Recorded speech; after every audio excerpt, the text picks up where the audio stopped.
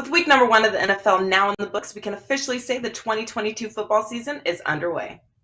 We previously only offered 30-day NFL packages and 30-day college football packages, but because you asked, we have now added a 30-day NFL and college football combo.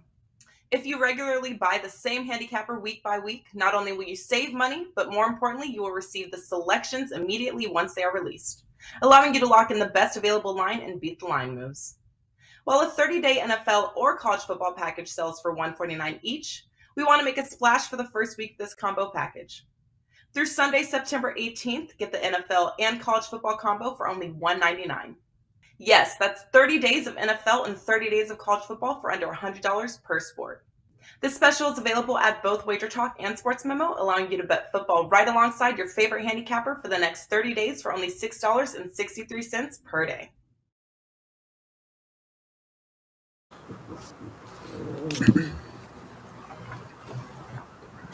Welcome into the best damn college football show out there. I am Drew Martin, joined, as always, by Robbie Veno. And we got a special guest here. Really excited to have him, Dave Cokin. He knows his college football. Going around the horn here real quick. Pen's up, Dave. Hopefully you got a pen with you. Robbie, welcome into the show, man. How you feeling? Oh, Dave, I like it, man. Ralph would be proud when he see that. Yeah, it's all good, Drew. Glad to have Dave here with us this week. Week 3 college football. I think we find some unique spots that we couldn't find in the first 2 weeks this week. We'll talk about 3 pretty interesting games. So look forward to it. One of my favorite segments all week long. Absolutely. Always fun to be on with you, Robbie, and fun to be on with Dave Cokin as well. I'm lucky enough to break down baseball with him on First Pitch.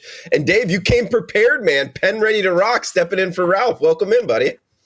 Yeah, Ralph, as no doubt many aware, he has been called away to advise King Charles on football plays this weekend. You know, responsibility for the new guy over in England. So, and he needs football help. Who better than Ralph? So, I'll try and sit in and do a fair job of pinch hitting. Sure. And let's get after it. A really good one here. One that interests me, Dave. On the plains, we got Penn State and Auburn. We're seeing the Big Ten road favorite here, minus a field goal. That is the Nittany Lions. Total of 48, 3:30 on CBS Saturday. Are you liking anything here, Nittany Lions and Tigers from Jordan-Hare Stadium? Yes and no. On paper, doing my matchups, position by position, which is kind of the way I like to do things in football once we've got a couple of weeks in the bank. I actually think Auburn probably should be the favorite in the game. Here's the problem with that. I'm very reluctant to play on coaches who are clearly on the hot seat. Now, the hottest seat of all has been cooled off because Scott Frost is gone. Jeff Collins at Georgia Tech, Carl Durrell at Colorado, a few others. And Brian Harsin at Auburn, make no mistake, he's on the hot seat.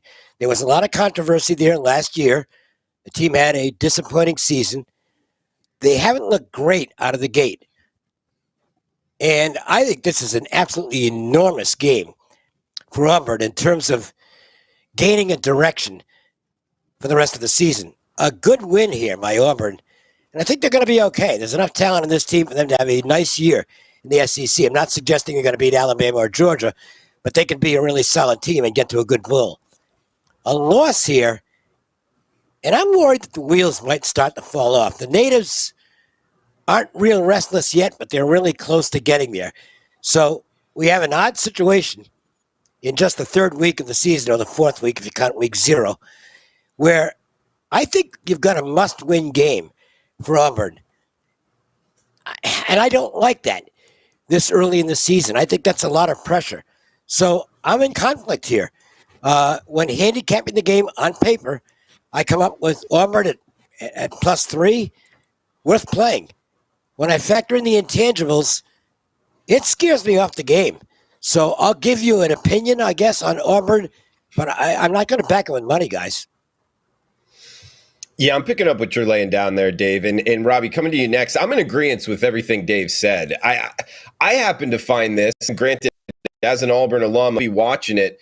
It's something that I'm worried about as well with Auburn. I mean, look, they don't want to go 0-2 against a Big Ten team, especially coming home.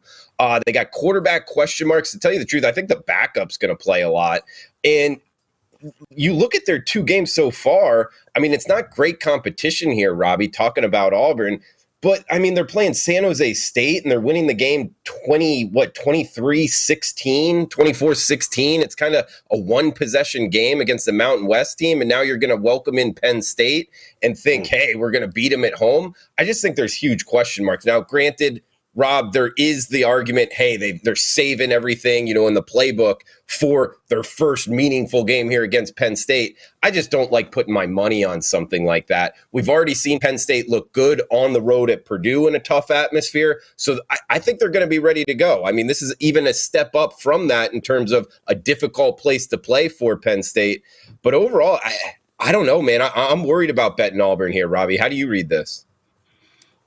Yeah, I would, Dave said he was reluctant and gave his reasons why. I would say I would be reluctant of Auburn because of what you said, Drew, TJ Finley. I don't want to be betting on TJ Finley in a game like this. I mean, the guy just hasn't shown anything at quarterback yet.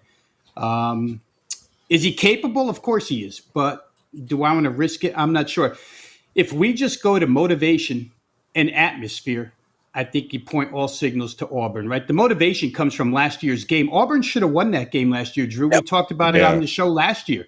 They were right there in the fourth quarter.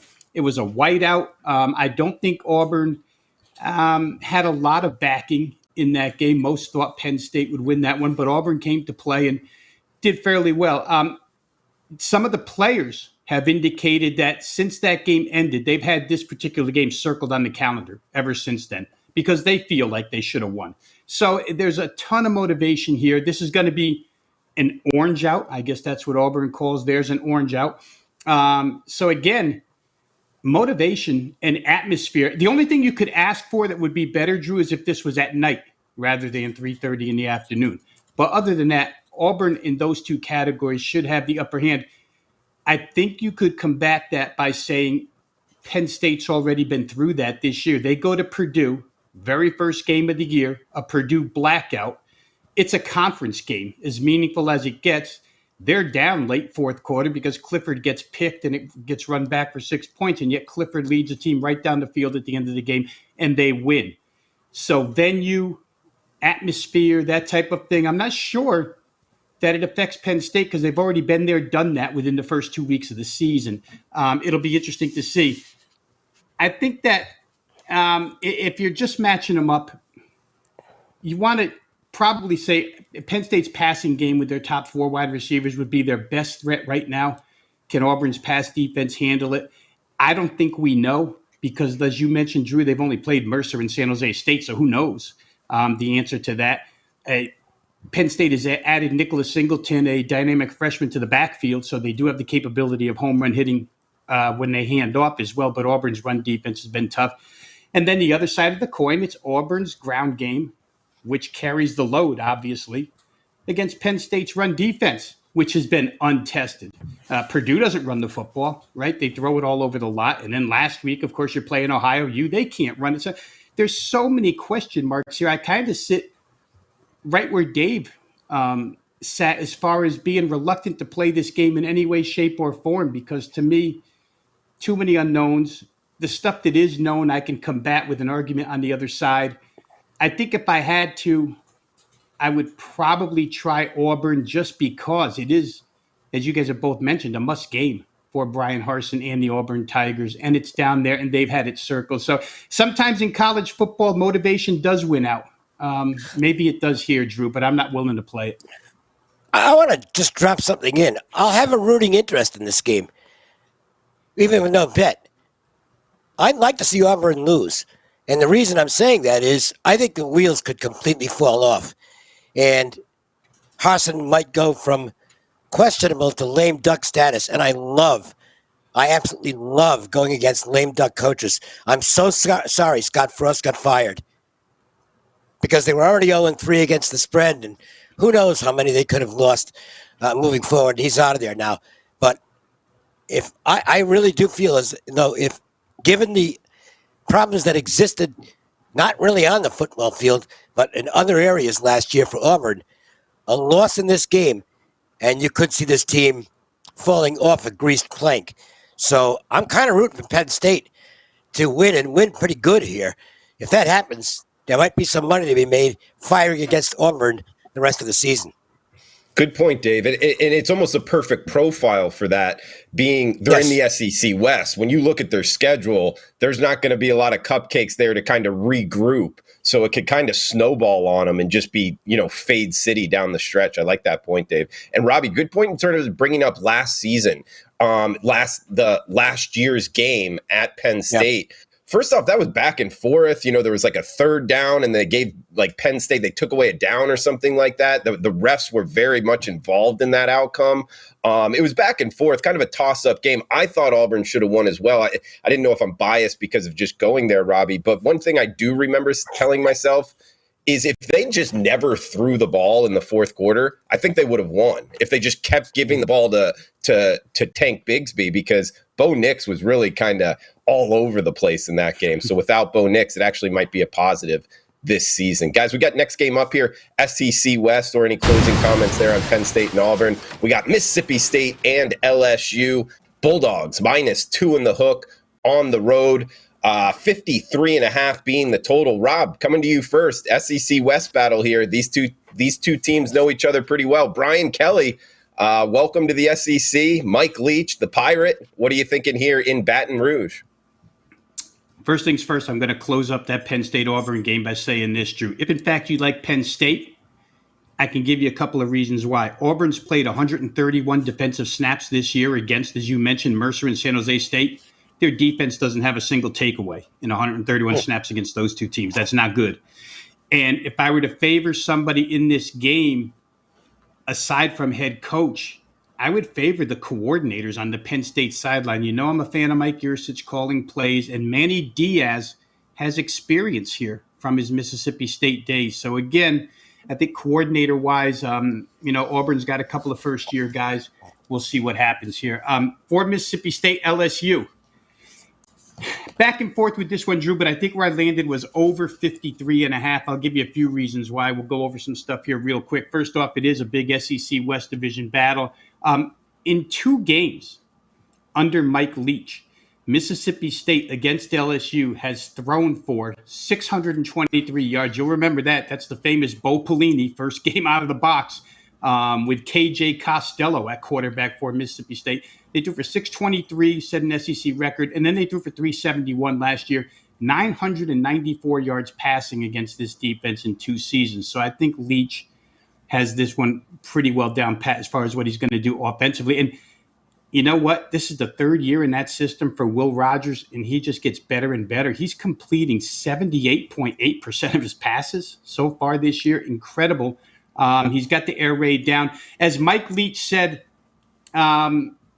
I think it was last year, he said, teams have been playing 6 defensive backs against me for 30 years. I'm not unaccustomed to it. So I don't even know if LSU is good enough at this point in time to go 6 deep in their secondary, but they're going to have to in this instance.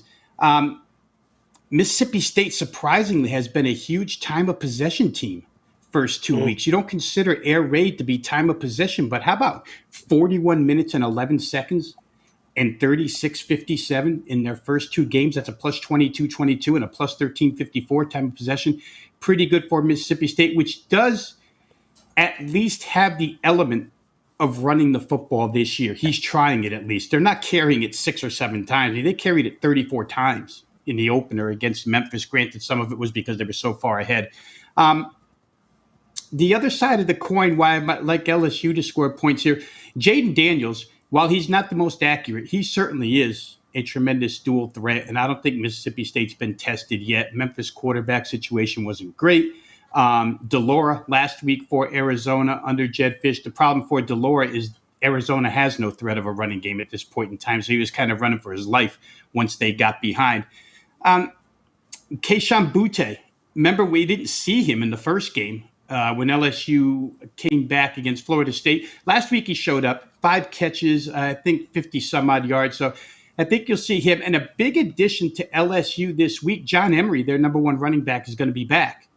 So while I think LSU can run the football to begin with Emory, they should be able to run it even more. So you get the idea where I'm pointing here. I like both offenses as probably good enough units to get over 53.5. However, when you're playing totals, and especially when you're playing over, you need possessions.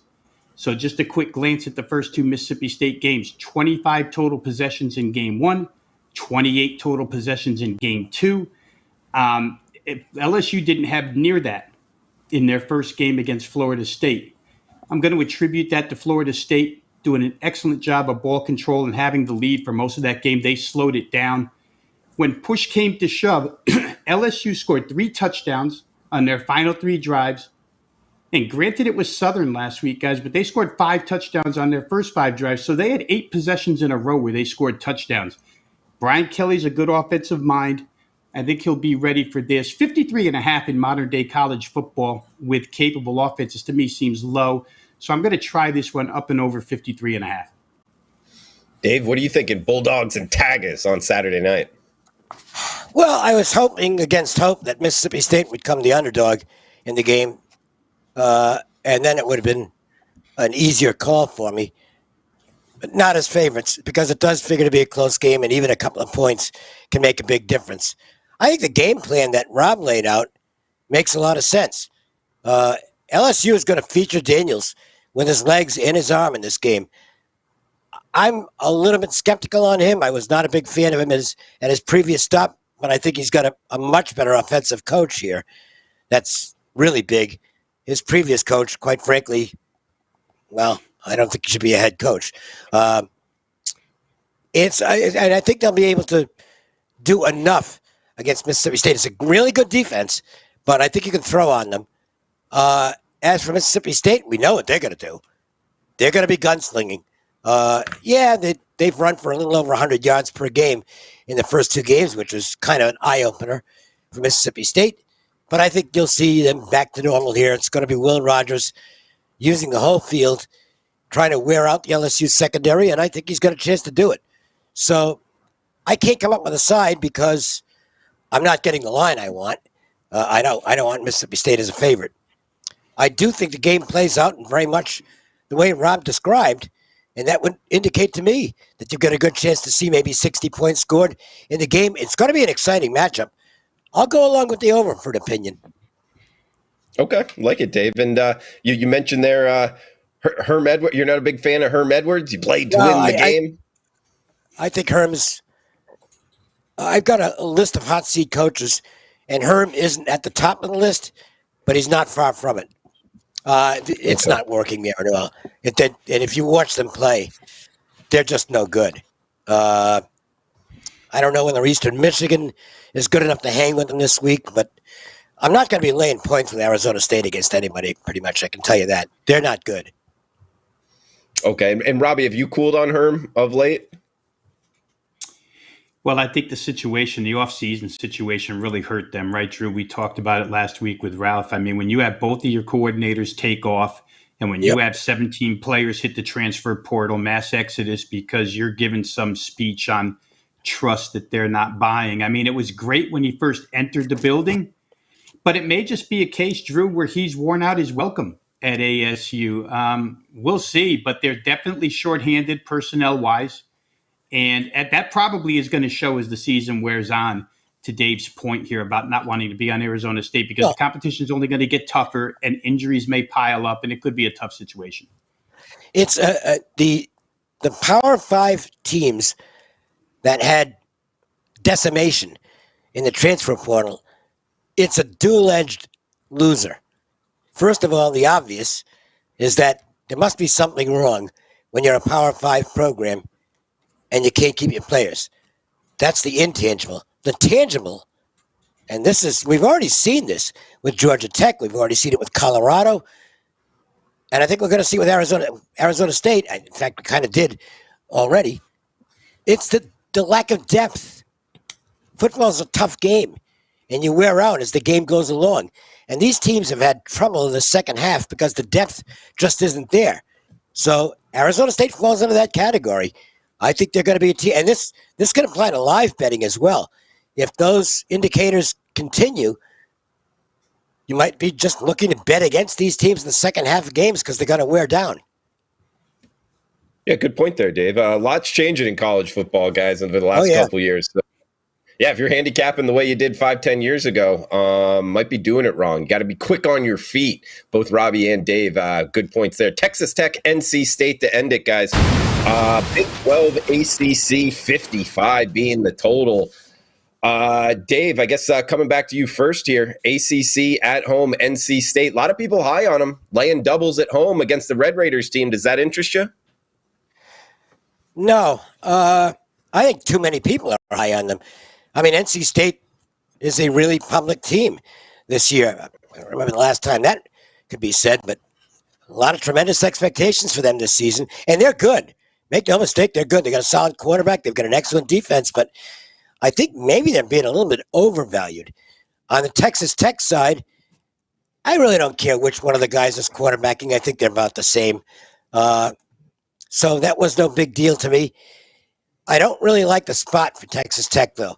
I mean, that was just a crazy game with Houston last week. And now you have to go on the road and face an NC State team that should be playing this. I mean, this is a big game for them at home. I do think NC State's the better squad. What did I make the number on this game? Actually made it a shade higher than the line. But and this is just I have no problem playing big favorites in college football. Anybody who's followed me over the years knows when I see a situation that's a blowout, I'll go after it. I don't know that this falls into that category. I think Texas Tech might be good enough to hang around. And so 10 worries me a bit. I'd still play NC State if I had to play the game because they are at home. I think the scheduling situation is favorable to them. And they've got the elements of being a really good football team. So I'll give you a lean on NC State. Don't really have anything on the total. I think Texas Tech would love to turn it into a shootout, but I don't know if they're capable of doing that. My guess is that if this is a high-scoring game, that might actually be trouble for NC State. If it's a lower-scoring game, even though they're the big favorite, that might favor NC State. So lean for me, NC State, but I don't think it's going to be good enough to actually get a ticket written. Unique analysis. I like it, Dave, in terms of tempo, kind of dictating which way to go with this. Robbie, what are you thinking here? Big 12 ACC matchup, man. Yeah, I think I probably could have bottled up Dave's summary and used it as my own because I'm kind of in the same boat there. I just, it's funny when Dave said, what did I make my number on this game? I was actually looking at my computer to see where mine came. Now, I had NC State only a 7.5-point favorite. They came out 10.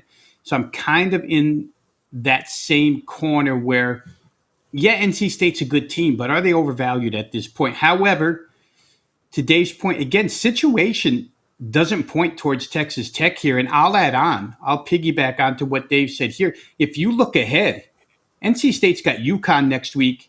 Texas Tech goes back home to Lubbock to start the Big 12 season against Texas. So you come off a Houston overtime win, in-state battle, go on the road to play non-conference, and then come back home to play Texas to open up your conference season. I mean, that's a difficult spot for Texas Tech. Their second half possessions didn't thrill me against Houston. I'm talking about the ones in regulation before they got to overtime. Texas Tech had the ball 7 times in the second half last week. Their first 6 resulted in a punt, a turnover on downs, a missed 45-yard field goal, and 3 Donovan Smith interceptions. And then finally they got down the field and tied the game and sent it into overtime and won. So, they were good in the first half. They racked up 35 first downs. There's a lot of numbers there you could point to, but the second half numbers were, once Houston got used to him, he wasn't doing very much. That being said, interesting look here at Texas Tech defensively, guys. Tim DeRuyter, who's a veteran defensive coordinator across college football, is taken over at Texas Tech, and he's known for a couple of things in the way he plays defense. He likes to disguise coverages, and he likes to bring pressure.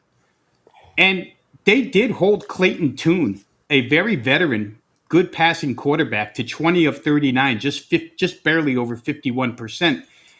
Devin Leary's good here for NC State, but is he going to be much better than Clayton Tune? Maybe he will, maybe he won't. I'm not sure.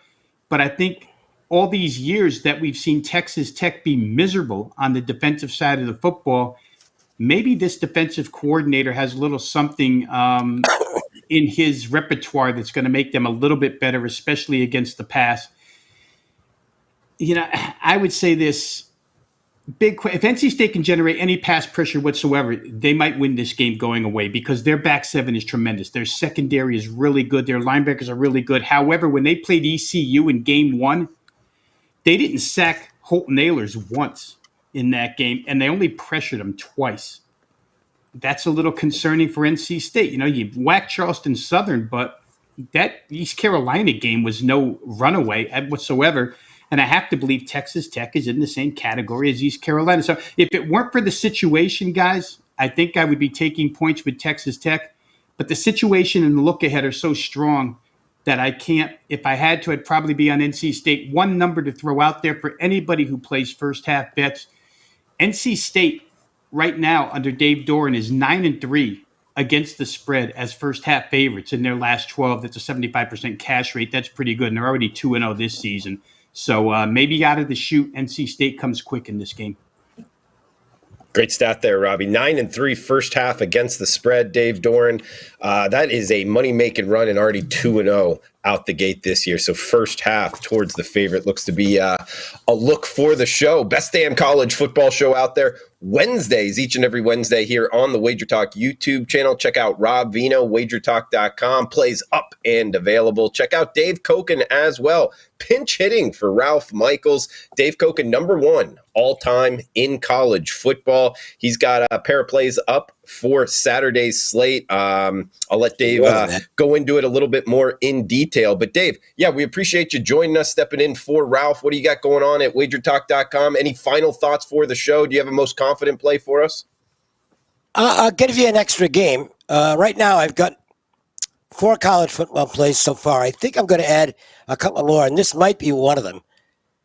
I'm going to talk about Cal Notre Dame. Oftentimes, the best time to take a team is when nobody wants them. And right now, nobody wants Notre Dame because they remember only the last thing they saw. Look, they gave a respectable effort against Ohio State. And they were just dead last week in that game against Marshall. And Marshall's not terrible, okay? Marshall can play a little bit.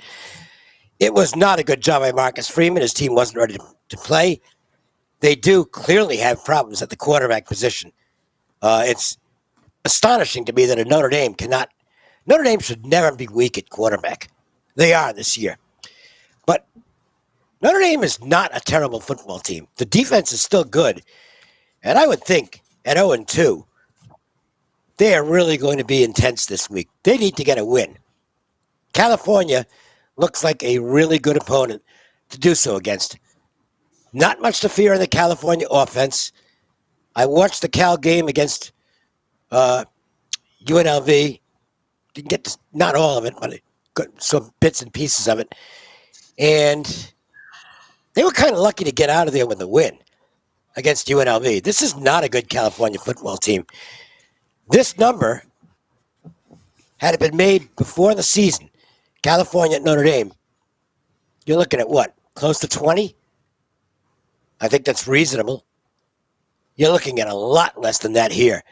And I'm not going to just write off Notre Dame because they had a bad game last week. And it was a bad game, make no mistake.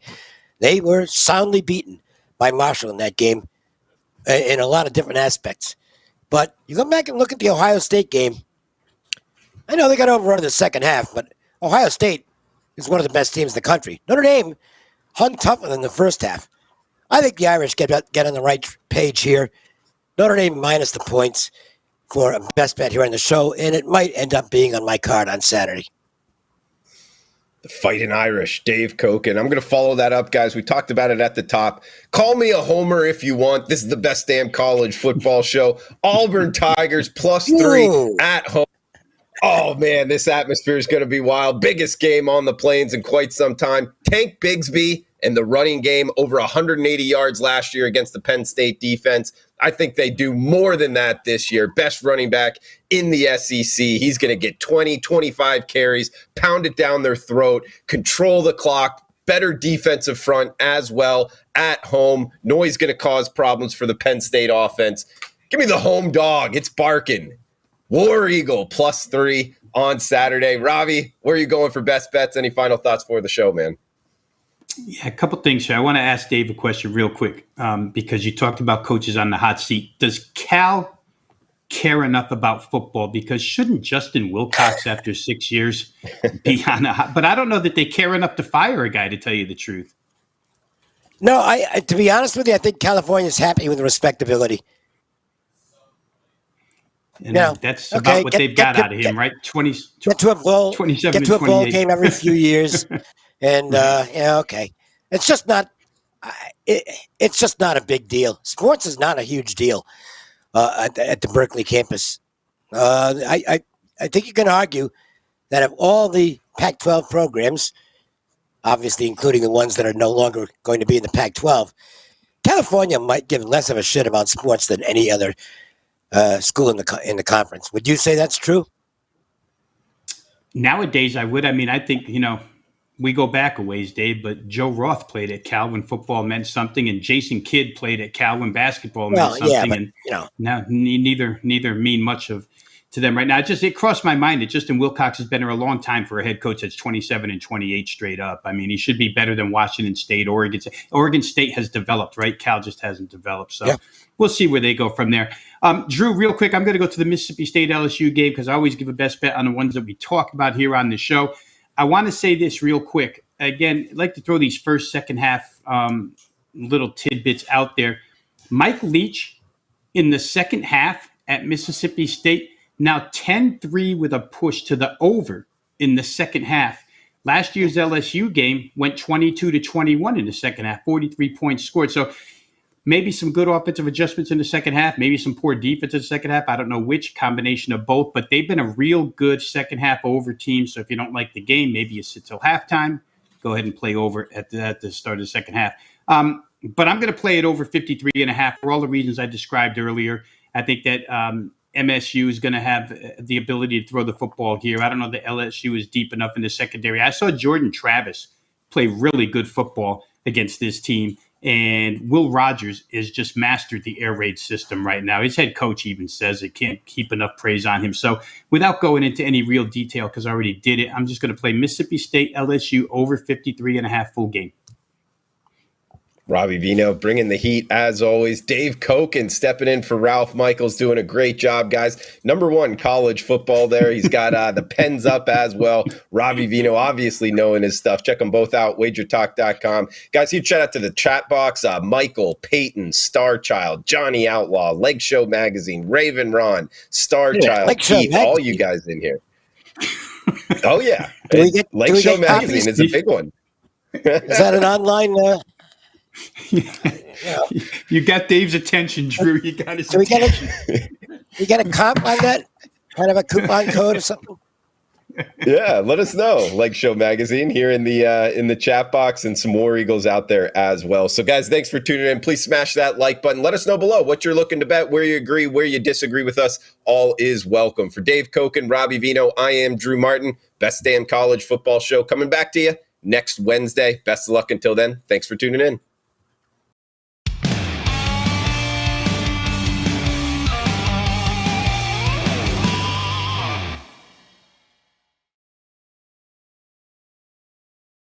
How many handicapping groups can say they were around before Twitter, MySpace, AOL, Sunday morning cable infomercials, beepers, and 1-800 numbers?